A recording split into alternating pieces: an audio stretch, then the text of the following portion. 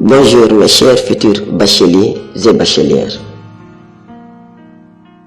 Je reviens aujourd'hui sur la fonction didactique du roman qui concerne l'éducation, la conscientisation, la morale, l'éveil et la prise de conscience. Pour développer ces parties, il faut écrire tout simplement. Le roman revêt une fonction didactique permettant d'éduquer les lecteurs. En effet, les productions romanesques, même dans leur diversité, ne sont pas gratuites. Elles cachent des messages que le lecteur est tenu de décoder. Ainsi, le roman pêche la morale et le romancier devient un guide, un modèle pour le lecteur. Le romancier ici se fait héros, mais un héros porteur de vertu, qui, par le verbe et l'exemple, incarne un type moral idéal, une certaine éthique et un code de bonne conduite. En guise d'illustration, on peut citer les romans historiques tels que Soundiata Keita ou l'épopée mandingue de Djibril Tamsir Niane. Dans ce roman, le héros nous apparaît de la manière la plus parfaite, imbu de vertus telles que la sagesse, la bravoure, l'intégrité, la dignité, la civilité, le sens de l'honneur, le respect de la parole donnée, le haut degré de patriotisme.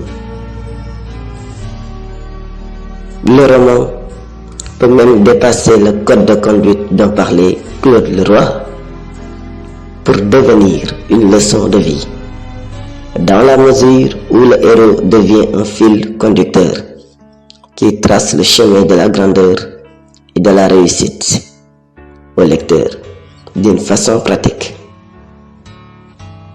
C'est le cas du docteur Rien dans La Peste d'Albert Camus.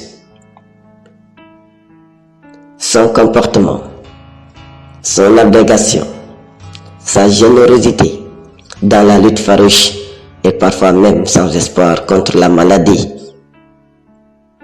qui sévit dans la petite ville d'Oran n'est plus seulement un code de bonne conduite, mais une façon très pratique de partager la souffrance, d'être solidaire et d'être humain.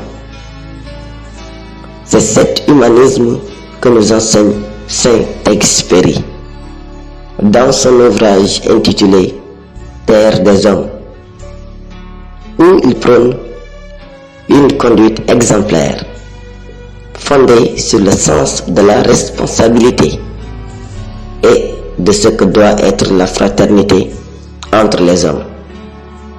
Il dira ceci,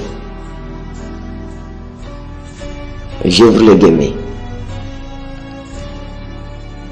être homme, c'est être responsable, c'est connaître la honte en face d'une misère qui ne semblait pas dépendre de soi. C'est être fier d'une victoire que les camarades ont remportée. C'est sentir, en posant sa pierre, que l'on contribue à bâtir le monde.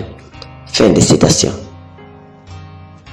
Ce haut degré de conscience utilitaire doit être un credo pour chaque homme, car c'est sous le code de la fraternité, de la solidarité et de l'amour que nous pouvons bâtir la paix. D'où ces propos de Eugène Ionesco. La littérature empêche les hommes d'être indifférents aux hommes. Fin de citation.